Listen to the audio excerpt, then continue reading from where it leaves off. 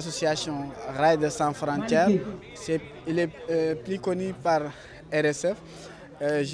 Je félicite d'abord au nom de l'association Tahom Assistance Handicap le président ainsi que le président sortant avec toutes les personnes engagées qui nous accompagnent dans le cadre d'accompagnement pour les personnes vivant avec un handicap. Mais nous remercions vivement RSF pour cet bel engagement. Nous sommes au 7e édition dans le cadre d'accompagnement spécifique pour les personnes vulnérables, les personnes en situation de handicap et les maladies rares. L'association Tahom Assistance Handicap compte 5300 membres et en particulier aussi les maladies rares, nous sommes plus de 1300 patients. Alors chaque mois de Ramadan, on essaye de les accompagner dans le cadre chaque handicap soit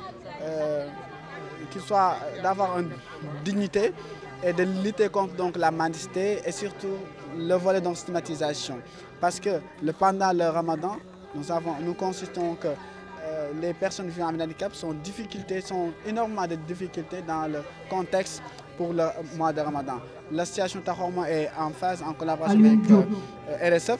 Nous essayons toujours de vraiment valoriser ça et vraiment de les montrer que nous sommes ensemble et chacun peut apporter donc des solutions liées avec le volet handicap. Je tenais déjà à remercier nos collaborateurs, surtout l'Action sociale qui est aujourd'hui représentant du préfet. Et je remercie aussi la représentante du ministère de la Famille.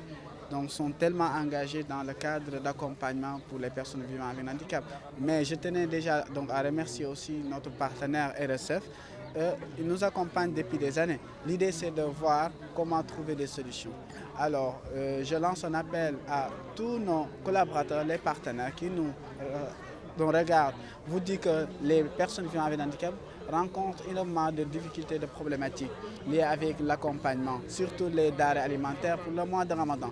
Nous essayons ensemble de voir comment donner de l'espoir et de valoriser et donner de la dignité pour que chaque handicap soit accompagné. Alors nous tenons à vous remercier. Nous lançons un appel à tous les partenaires que nous ne puissent pas se limiter dans le volet de l'équipe alimentaire. Mais il y a le volet de scolarisation des enfants et l'accompagnement, surtout d'accompagnement pour les centres de rééducation et d'autres aspects techniques. En tout cas, j'espère que la demande est là énormément. Nous lançons un appel encore pour que chaque partenaire, chaque bonne volonté vienne en aide pour soutenir les personnes en situation de handicap. On vous remercie de votre disponibilité et on vous donne rendez-vous à très bientôt, Inch'Allah. Comme on a l'habitude de le dire à chaque fois qu'on vient à Guédiawaye pour voir nos frères à l'association des handicapés, on vient rendre visite à nos frères, on vient rendre visite à nos parents, on vient rendre visite à nos frères.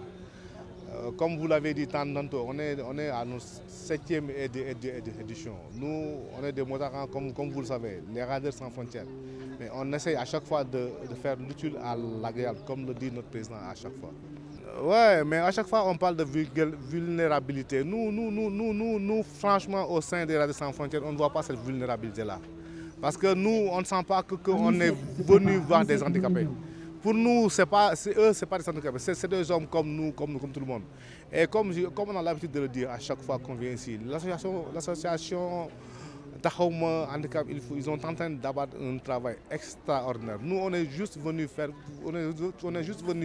participer dans cette belle avancement-là pour qu'on avance. Parce qu'on est dans un pays. On est dans un pays où on a juste tous besoin de s'entraider. On a l'obligation de se mettre les mains dans les mains pour faire avancer les choses. Moi, je pense que ça c'est pas important. Honnêtement, c'est pas important. À chaque fois, on a un objectif. Et alhamdoulilah, yalla mi dimbali ba ñu atteindre son objectif. Cette année, on avait fixé un objectif de 100 familles, on a dépassé les 100. Et l'année prochaine, Inch'Allah, on va dépasser les 200, Inch'Allah Rabbi. Parce qu'on avait commencé avec 50 familles. Et comme nous tous les membres des Radiateurs sans frontières. Au début, on ne voulait même pas les poster dans les réseaux sociaux. Mais on est dans un pays tel que les choses, ça passe de bouche à oreille. On avait commencé avec 50 packs. Et cette année, on a dépassé le cap des 100. Inch'Allah, Rabbi, d'ici l'année prochaine, comme je l'avais dit tantôt, on va dépasser le cap des 200, Inch'Allah, Rabbi. On est dans tous les 14 régions du Sénégal. Le week-end passé, on était à Khombol. Et on fait, chaque année, pratiquement, on fait toutes les 14 régions du Sénégal. Mais le partenariat qu'on a avec l'association Tahouma Handicap, c'est une association super spéciale. Oui, parce que primo, c'est des gens que leur mobilité est un peu difficile. Leur déplacement est assez difficile par rapport aux gens comme nous, comme vous, par exemple.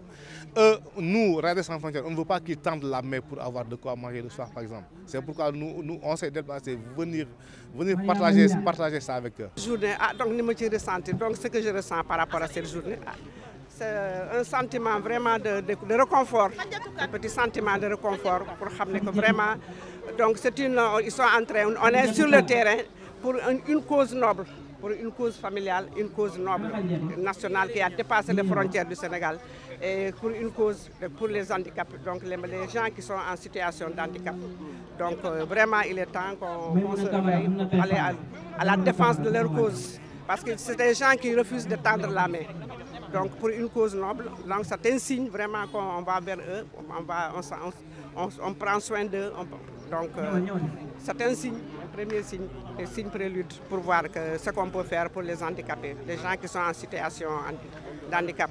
Donc financièrement, si on n'a pas d'appui financier, donc financièrement, moi le problème que j'ai, c'est le problème d'accompagnement pour amener mon fils à la kinésie, à l'hôpital Fann.